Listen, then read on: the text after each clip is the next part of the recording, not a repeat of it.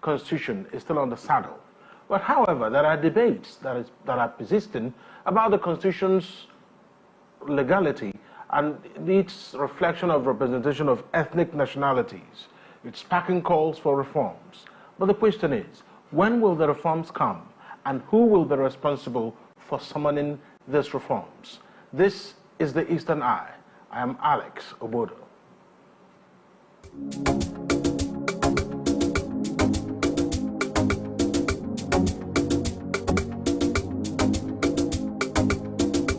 Welcome to the Eastern Eye here on Afia TV. It's a program that x-rays the political, social, and economic developments around us. 55 years after the Biafra War, the question still rages: is Nigeria's unity negotiable, or is the current structure cast on an indestructible stone? What will be the fate of various ethnic nationalities who want a renegotiation of the current governance and administrative structure? And with very prominent Nigerians lending their voices for that call to take another look at the 1999 Constitution, is it time for that particular reforms to start? I am joined tonight on the Eastern Eye by Tony Nnadi.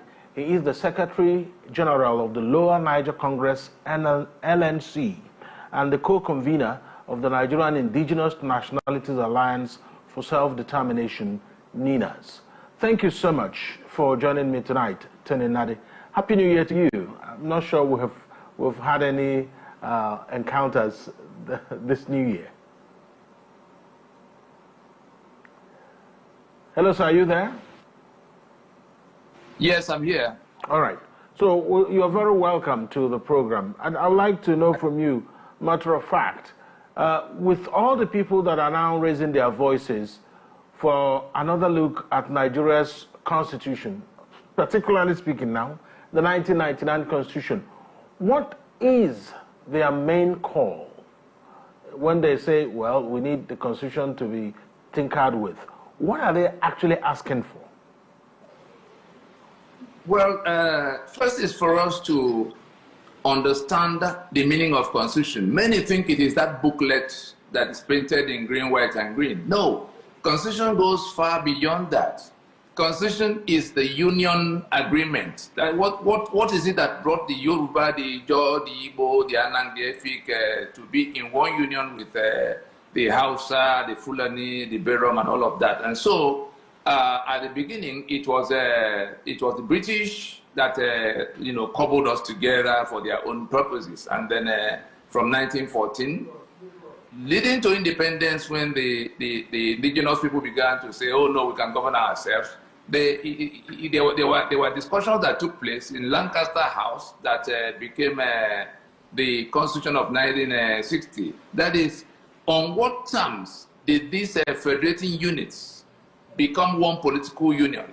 It was agreed in those discussions, on account of our diversity, to be a federation and a secular state. Those are the two fundamentals, because you go back to the period between 1953, when Enohoro moved the motion for independence and it was blocked by the northern delegation. That is, they said they were not ready for independence. They wanted autonomy. It all revolves around autonomy in terms of the federating units. What are they able to do for themselves? What would they mandate the center to do for them? They are the ones who will create that center. Otherwise, they will be countries of their own. Let us pay particular attention, because we are closer to losing the union in its entirety, whether in an orderly or disorderly form. People are choking in that Nigeria that the British put together. People are choking in that Nigeria that is no longer working for them, that has become like a monster, feeding on their blood. And all the agitation for restructuring, or even the ones who say, "Oh, we are fed up, we want to leave the union, Biafra Republic, Odua Republic, Ijaw resource control," they are all saying the same thing, that this union, as currently configured, is not working for us. It's not working for them. It's not working for anyone. And when we go back to the Constitution that everybody is talking about, the instrument on the table, framing that Nigeria, defining the power relations in that Nigeria, defining the formations. How did we come about 36 states? from a federation of 4 regions that started as 3 in 1960, becoming 4 in 1963. How did it become 36 federating units today? How did the top tier of government get smuggled into that constitution? 774 local government areas that have now become government units that will be financed every month. 812 governments that had to gather every month and share money. Whereas at the time we had only 4 regions, there was more governance. Now we have 812 governments, and there's no government going on at all. Just people gathering to share money, because that is what the criminals who imposed this current instrument on us intended. Why do I call them criminals? Why do you put my signature on a document you don't have to discuss with me? I've been crying and shouting since at least 1999. It started in 1979 from Murtala Mohammed's commissioning of it in 1975. And everybody from every part, the Yoruba, when Abiola fell into the situation that eventually consumed him, the Yoruba practically left the union. When Awolowo ended up in prison from independence with election, it was like the union had broken down. Then it became the turn of the East. They went to Aburi to try to discuss. The union was still born. The union did not.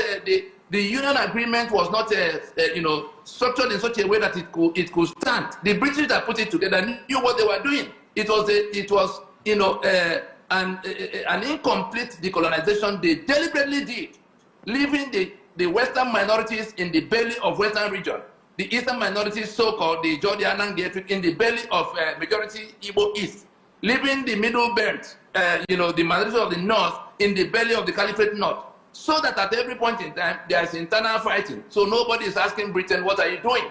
And so where we are now is that with that unitary constitution that was a departure, what went wrong with Nigeria, let us listen carefully, because that Nigeria we think is in place is not as much in place as we are imagining.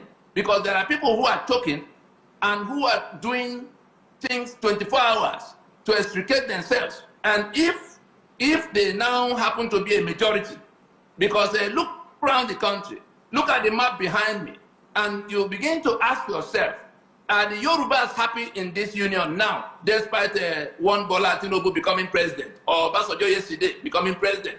Are they just rejoicing in this union now, despite the Jonathan that was president the other time?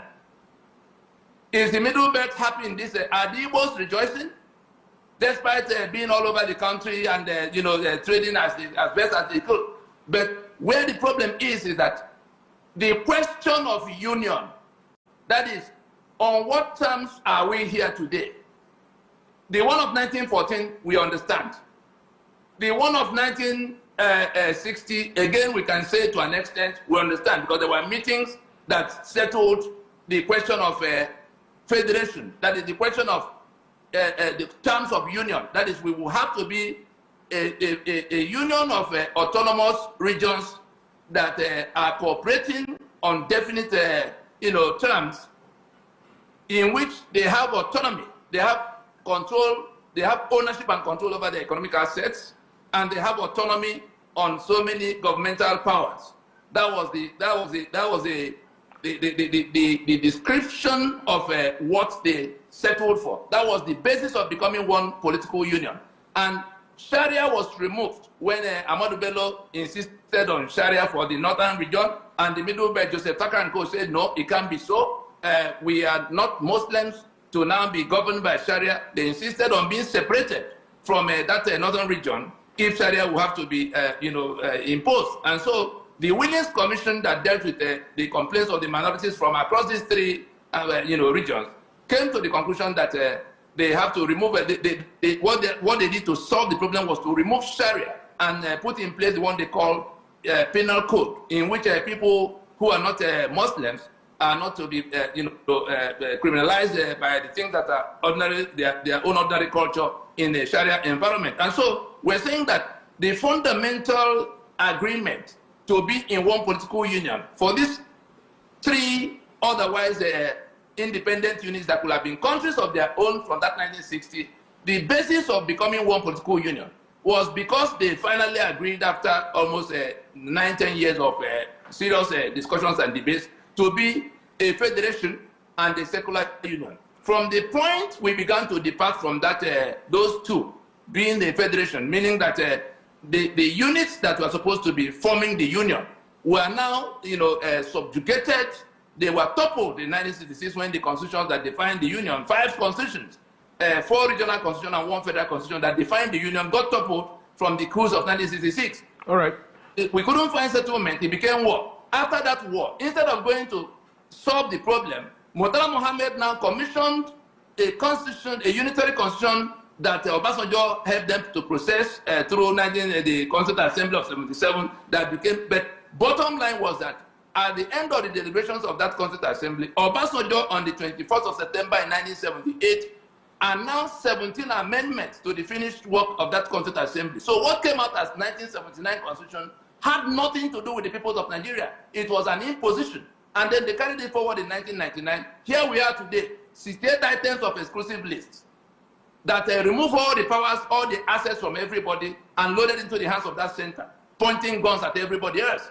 Economic assets.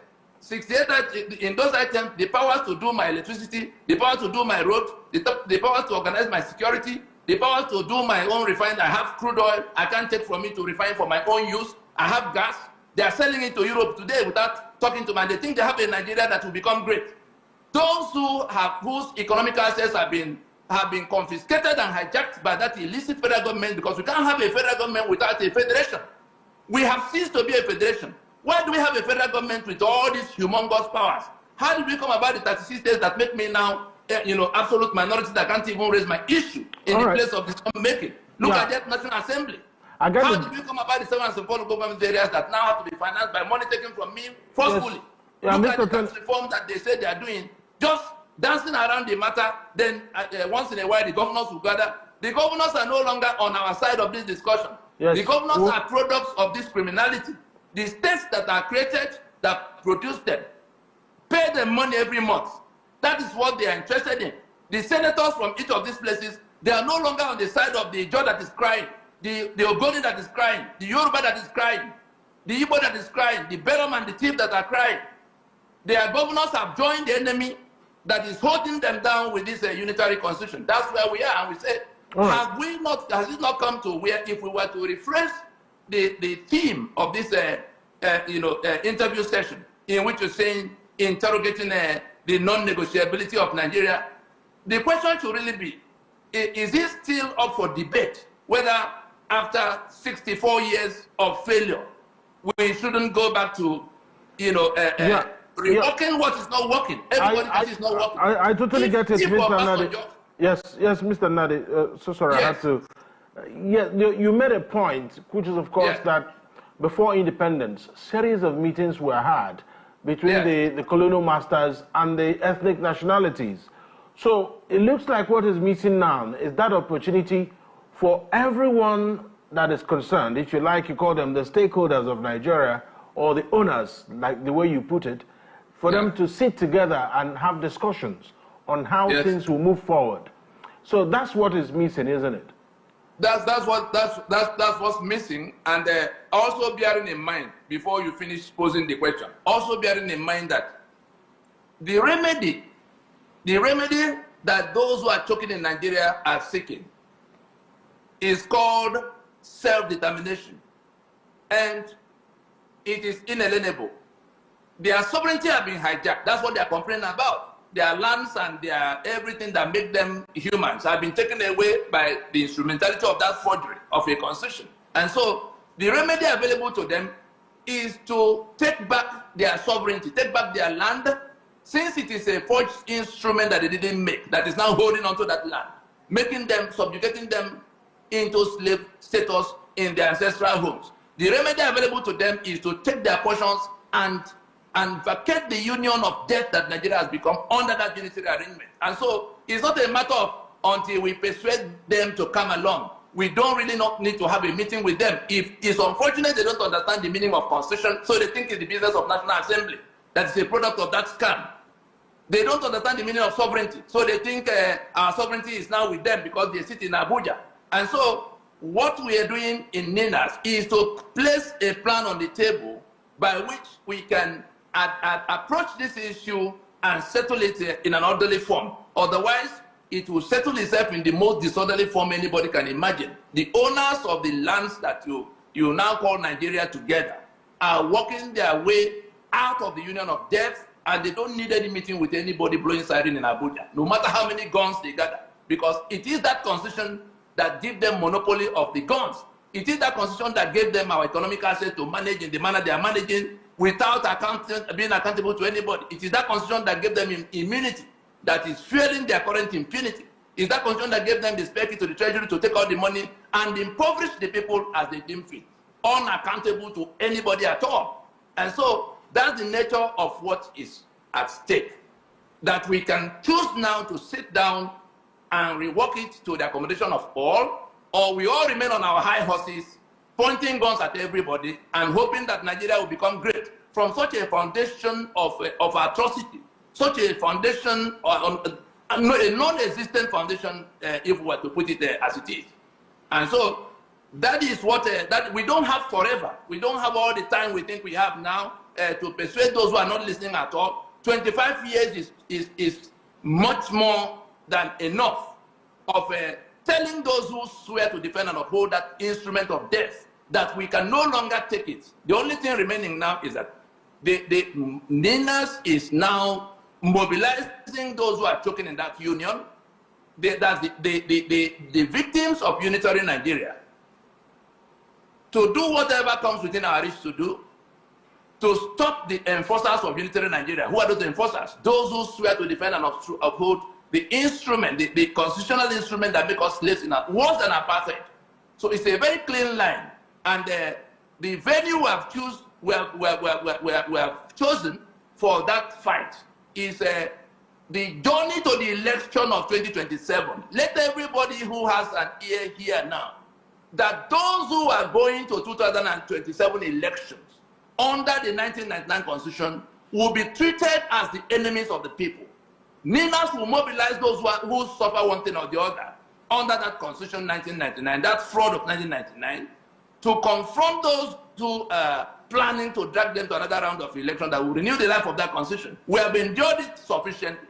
And those who insist that it must remain the basis of union undiscussed are going to have a street fight, particularly the political parties, characters like Peter Obi that say that that Constitution is not the problem. Anybody who is doing political party, the religious leader that mobilized for PVC for them, taking advantage of the ignorance of the people, all of them will have to be confronted inch by inch, meter for meter, every day until they get to the next election. We make no distinction between Party A or Party B, PDP, APC, Labour Party. They all subscribe to that constitution that dispense death to the people. They all subscribe to it, and so we do not care whether it is one party or the other that is going to win. We are saying under which constitution are we going to this election? Because the winner of that election in 2027 will swear to defend and uphold that constitution that puts this level of impoverishment we have seen. Nigeria has become the global capital for poverty. You can see what has happened to the people. Millions of people. We now have a detached government, a government that has its own economy, different from the economy of the people. You saw the government declaring a surplus of 10 trillion just the other day. So they have their own economy, whereas the people are declaring hunger and stampede, dying for food in a country that sells over 3 million barrels of crude oil every day. And they sit in Abuja painting the face and the lips and the hairstyle of this lady that is dying in all the other parts. The leg is in Port Harcourt, rotting away. The hand is in Benue, withering away. The kidney is in Nasarawa, about to pack up. And the people sit in Abuja, showcasing Abuja as that Nigeria. It is all going to collapse like a pack of cards, because you can't put something on nothing and expect it to stand there. All right. You made a point about the plan of NINAS, because yes. Some people listening to you would want to know how you want to accomplish whatever it is you want to put across. It appears really that maybe the first set of people you submitted your memo to regarding what NINAS and the LNC are doing, they are no longer in power. So are you supposed to be talking to anyone, or is it a meeting you're holding on your own? Far from it. And let those who want to satisfy themselves with evidence go to Google or wherever they can search constitutional force majeure. On the 16th of December in 2020, these nationalities, because we've been organizing since 1999. You saw when Pronaco happened. It wasn't Tony Nade and his fellow drunkards that gathered.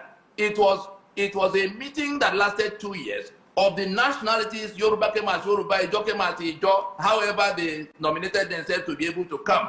But if a Nohoro is leading something, and Ojukwu is in that thing, and Wole Soyinka from the Yoruba flank is in that thing, and all of the 164 ethnic delegations that sat in Lagos, Port Harcourt, Enugu, Jos, Kano, with foreign governments sending observer mission, US sent observer mission, European Union sent observer mission, all the groups that were carrying arms against Nigeria at the time, the Niger Delta Volunteer Force of Asari, Ghanaian Dams and his OPC, we persuaded them to put their guns aside. That is a discussion that can yield.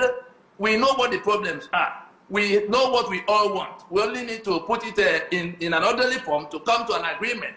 The government is the agent of the people. The government is like your employee in this matter.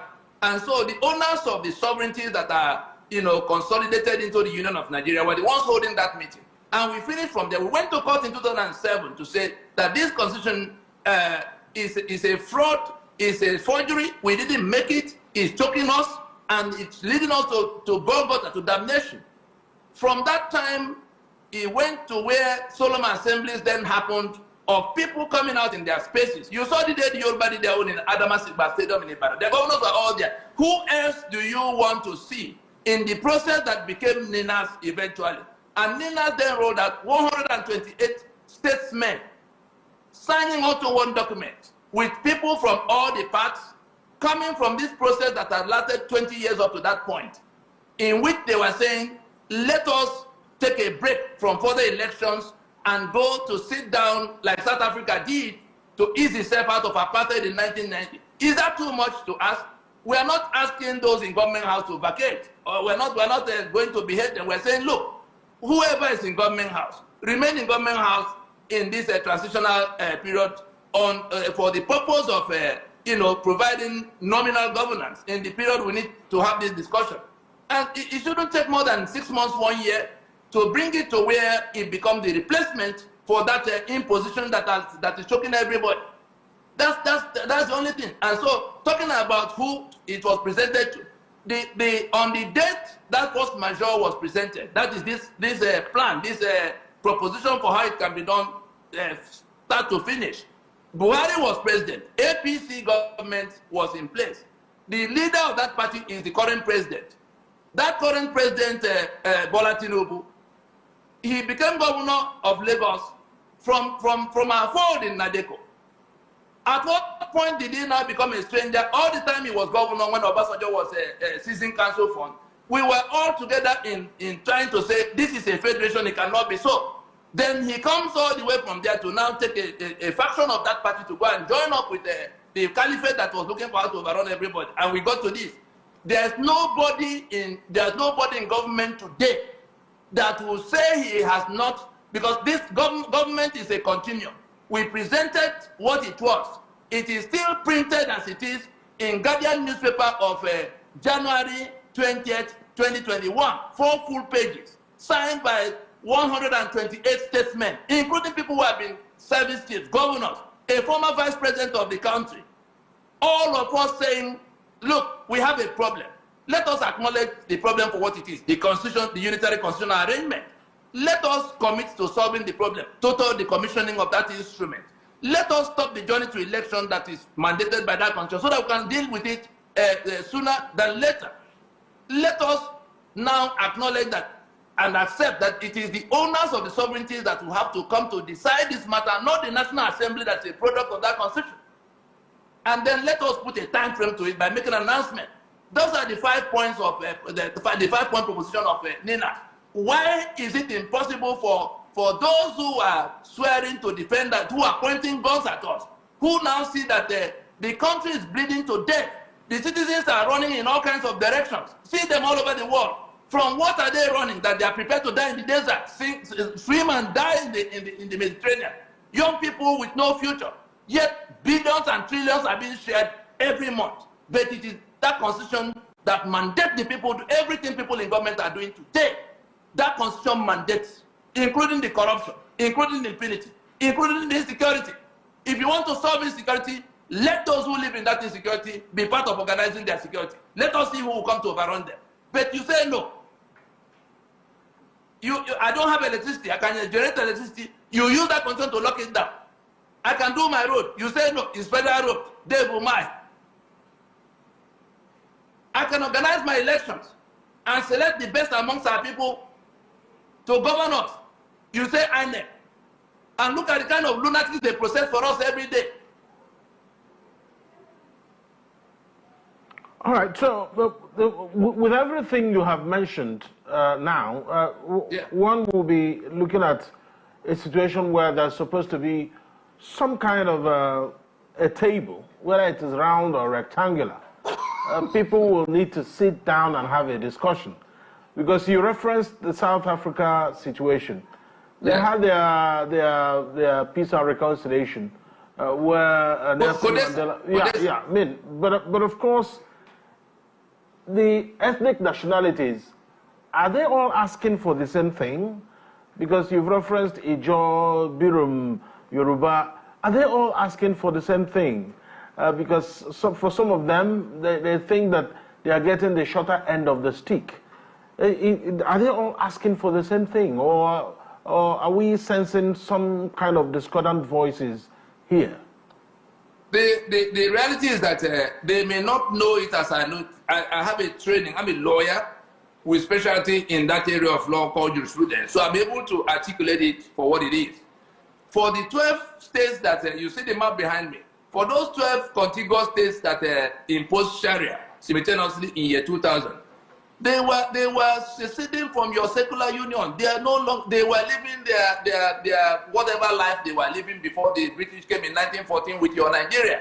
They want to return to that Sharia, and they have cried and shouted. Nobody was going to listen, and so they decided to take things into their hands to impose to declare Sharia, meaning that they are no longer interested in building that secular union with you. It is called self-determination, and if they will do that, if you were to ask them, they will come to the table with that grievance to say, look, this is what we want, and you are not giving it to us, therefore we are fed up. The same thing with those who are waving Odua flag.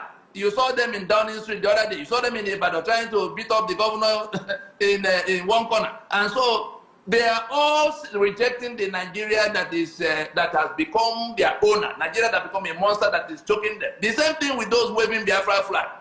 The same thing with those who are talking about resource control. Whichever way they put it, the important thing is that they are demanding a reconstruction, a renegotiation, and a reconfiguration of the constitutional arrangements of Nigeria. That's all they are doing. And it is called, that demand for restructuring is a desire for self-determination. What is self-determination? It is on account of their sovereignty that that right to decide how they live in their space accrues to them. That is the global, that's the global standard on that subject matter.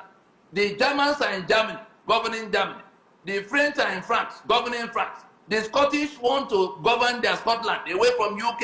It is called self-determination, and it's an inalienable right. Nobody has to agree with you outside your own space. And so what has to happen is that sanity should return whilst we can still settle this matter. What is that sanity? I'm sure you heard of Obasanjo that imposed that instrument in 1979. You heard him clearly in Port Harcourt saying that Nigeria cannot progress to anywhere else except the owners of the country are allowed, that's the peoples of Nigeria, that could be countries of their own, are allowed to go to sit down to renegotiate their union and work out what will become constitution they want to defend. That's Obasanjo. You had Emeka Anyoko after his initial error of thinking that there will be a draft constitution for a start, saying, no, no, no, no, no. Let everybody come and discuss, and that even if you bring a Michael to manage Nigeria as it is, that Michael will fail. You had Ngozi Okonjo coming to address the lawyers' meeting to say it is because we have not settled the social contract that the country is upside down. You had Kingsley Moghalu saying so, that no economy can be built on the constitution that is upside down. You had Sarah K. Dixon. You had Obong Victor Atta breaking it down further just a few days ago. Who else do you want to hear on this matter? Or is it when the place goes up in flames again, like it did in 1967? And so we are saying that it is a matter of accepting that we have a problem, unlike what is going on now, where people sit in Abuja reeling out animal farm statistics for us about how GDP is growing. You have an economy that is detached from the people. The people are dying in millions, and you are declaring surplus of 10 trillion and 6 trillion for a government, you know, pursuing development paradigms that have nothing to do with human beings. Only those in government house will share the billions and trillions, and then you think you are building something, and you come and sing anthem among yourself. Put yourself in the shoes of those who are the receiving end of that criminality, because Nigeria has become a criminal enterprise under that constitution. We are saying that let us, those who are planning to go to it, because we have already defined what our right is in the circumstance. Our right is the right to self-determination. It accrues to us on account of our sovereignty. Nobody has ever been able to take away the sovereignty of the other. It may be suppressed. What we have now is a suzerainty, no different from the British occupation of the time. The suzerainty that is, goes by the name Federal Republic of Nigeria or Federal Government of Nigeria, they are just suppressing our sovereignty. We have organized the owners of that sovereignty, whether they were Tiv or Ido or Abero Mohanang or Efik, even the Yoruba. Buhari was part of the Fulani delegation that came to Pronaco. Soya Abubakar, that is Sultan in Sokoto today, was part of the Fulani delegation that came. The question you asked about whether the nationalities are all agreed, all of them were, just to remind us that we're in Nigeria, all of them, we can see that. not to worry, yeah, just go ahead for a moment. Yeah, okay. Just go ahead. Right. All of the nationalities, the question you should be asking, which nationality was absent at the time these things were being discussed, whether it was in Pronaco or in the solemn assemblies that happened in all the blocks. You had the Hausa the other day saying that the Fulani are killing them off on their land. So everybody is in this demand for us to go and rework this arrangement. And before I forget, just 2 days ago or so, somebody sent me a video of somebody I may want to, for a better way of describing it, I would think that person that made that video is a semi-literate. His name is Sam Okori or somebody. He says a Catholic priest in one corner of Abakaliki. He made a video abusing us for what we are saying, that Matthew Kuka and Asalam Abaka will be chairman and secretary of peace committee that will preside over management of election anchored on a constitution of injustice. And so when you listen to him, when you listen to that video, I think it's titled 10 Questions Tony Nadi and NINAS Must Answer. This lawyer, he claims to be a lawyer, does not understand the meaning of constitution. So he thinks it's the National Assembly that has to do everything about constitution. He doesn't understand the meaning of just sovereignty. He thinks the government is the one that will have to, and we have to do obeisance to them. So I use this opportunity because since he says he's a lawyer, he's also a Catholic priest, talking to the people every day. If at that level, he may have a PhD in one corner. If at that level, he will display such a, if I were to put it in Igbo so that he can understand it, he is the type Igbo will call E.T. Sam, Sam, or the whatever, Okori, in Abakaliki Catholic priest, lawyer. is an ET by Igbo description. That is the imbecilic level of ignorance, you know, to come public, addressing, making a podcast of saying that we are ignorant in what we mean, why he doesn't understand his left from his right in the matter. And if he says the lawyer, you can then imagine the case of the ordinary people. And where is the media in all of this? Where is Arise TV in all of this? Where are the other TV channels in this discussion? They are carrying on discussing economic growth that is that left the citizens behind. All right, so this is what we should be discussing until we go into that meeting.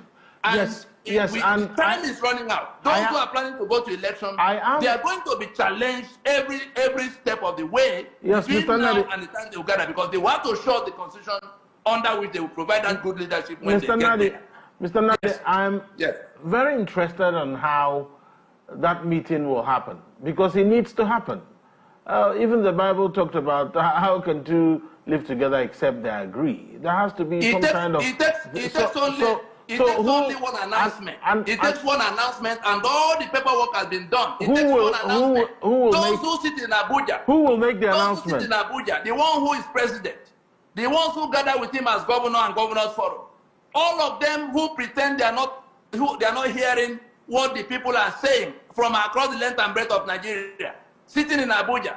We are saying that the time has come for something to whisper to them that they've not become the owners of our sovereignty. Therefore, to come down from their high horse so that a discussion can take place around the propositions for how these things can be done. There are many who have been thinking about it, but NINAS actually has something on the table that can become, if anybody has a better proposition for how it can be done, NINAS has the how. Everybody knows what needs to be done. The problem has always been how. You saw Fakbounda and his draft. You saw the Patriots and their draft. You saw everybody saying that we must go and do something, but NINAS put on the table something that provides the answer for that how. It only takes the government acknowledging that we have a problem that needs to be solved. And if after all of what we have done to try to get them to see it, and they are going to borrow money from all over the world, collapsing the naira, beyond redemption, and impoverishing the people to the point where people are now dying to go and get one piece of food or the other, I tell you, they won't travel far. Those who are choking are going to challenge the situation, especially for those who are planning to go to another election, because we have chosen the election as the venue for settling this fight. Those who want to go to election are telling us that they want things to remain the way they are. You can see what has happened to the political parties, the Labour Party and the PDP. What is going to happen if election is just that the one in place now will carry on unopposed. That's what's going to happen. The constitution we're saying is choking us will remain in place. And so all of those who want to keep it so, by trying to go to election, are going to be on one side. All of those who are choking are going to be on the other side. But we're going to get them to see that the sovereignty belongs to the people. That's why they say power belongs to the people. Go to sections 14(2)(a) of that constitution to hear what the ones who wrote even this disputed constitution acknowledge there. They say sovereignty belongs to the people, from whom government, through this constitution, derives all its powers and authority. Meaning that if the people have not made a constitution, there's no document you can throw up from anywhere that will become constitution. And there are 3 stages to it. There are 3 issues that have to be resolved before we can have anything that will settle this matter. What are those 3 issues? Go back to that preamble. The first claim that we, the people, meaning you have to get down to where it is the job, sitting as a job, the Ogoni sitting as Ogoni, that are discussing, Yoruba sitting as Yoruba discussing. Then, in the claim that solemnly resolved to live in unity forever as one indivisible, it must be their decision, because it is in that discussion that they will now settle the terms. Then they say, make and give unto us the following constitution. Those are 3 falsehoods that we, the people, we were never consulted. Solemnly agreed to live forever. It never happened. There was no meeting called. It was Absalom Abaka and his co-travelers. With this quota professor they call, what's his name again, that presided, that midwifed it, Yadudu, that midwifed it for them. And so we have not made any constitution. And we have this instrument that has ruined our lives, to no end. And we're saying, let us put it aside, go into a transition like South Africa did in 1990 to work out what will replace. We're not anarchists, but that offer for that transition that will accommodate those in power now, whether they're governor or they're senator or their president. That offer can only be there as long as the people who are choking have not stepped out to salvage themselves. Yeah, thank you, Mr. Nadi. Yes. I like the fact that you said that you are not anarchists. And just for us to be clear, you are not asking for a change of government. You are saying that, all right, we need to renegotiate the terms of the union, isn't it? Very much so. That's what you're asking for. So, but then it looks like those currently in government don't seem to be listening to that. And how do you get them to pay attention? And because from what you are saying, you are sounding some kind of caution that time is running out, the time is ticking. Clearly, from your tone, it doesn't look like there's enough time to wait and listen to them whether they will respond. So, the point I'm making again, which I want a proper response to, because you keep referring me to that Vanguard publication. Have you made another official move to present a document or a press statement or something to the government of the day to say, this, just like Emeka Anyoku and group did, you may not agree with what they proposed, but they proposed something. I mean, you can make a move and also propose something and put it on the table so that history will remember that you did. It's not, I'm not, you talk as if it's one, but it's,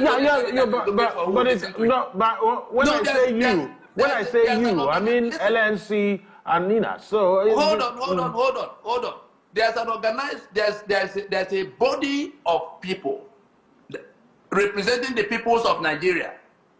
They may not have been elected in any particular manner, but they worked together for 20 years, making sure that everybody was on the table.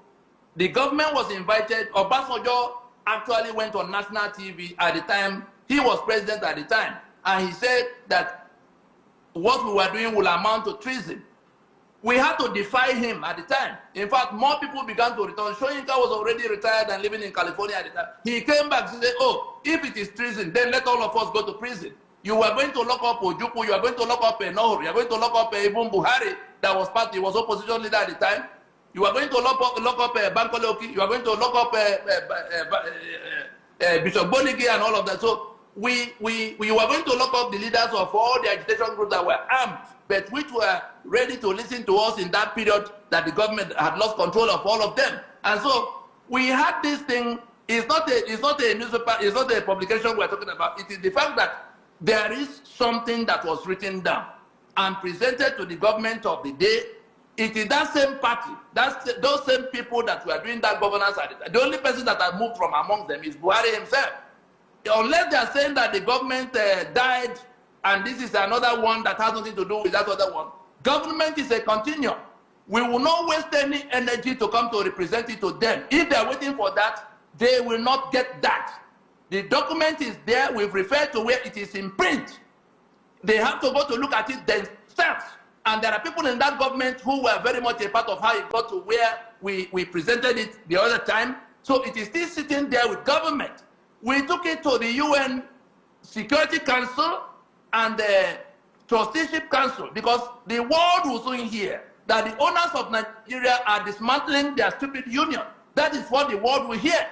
That the Ijaw are fed up, the Yoruba fed up, the Ogoni fed up. Tell me who wants Nigeria the way it is. Tell me one group other than the drunkards that are seated pretending to be acting on behalf of all of us, whereas it is our forged signature that mandates them. Our signature we didn't make, that they put on an instrument that took our economic assets, put in their hands, gave them the spare key to the treasury, gave them the guns in monopoly, and they hung onto it. Even with all of the efforts we have made to say, can we go to sit down and look at this matter again? Nobody is going to present anything to anybody in Abuja anymore. the owners of the lands you call Nigeria, Yoruba will be a country of 60, 70 million people today if Nigeria were to fail to be. The eastern side, the eastern half of southern Nigeria, look at this map. The constitutions that will replace this fraud we're talking about are already in process. They will be taken to ratification in the public space. We do not owe anybody in government any explanation for why the owners of the land will be working to take their portions. If they want to solve the problem, like we are proposing in writing, we are proposing, and I'll refer to it again, 4 pages in Guardian newspaper, not Vanguard. Guardian newspaper Guardian. Of the 20th of January in 2021. It is still sitting there, signed by 128 signatories, including people who have been vice presidents and governors and service chiefs of the military. All right. Of them now retired.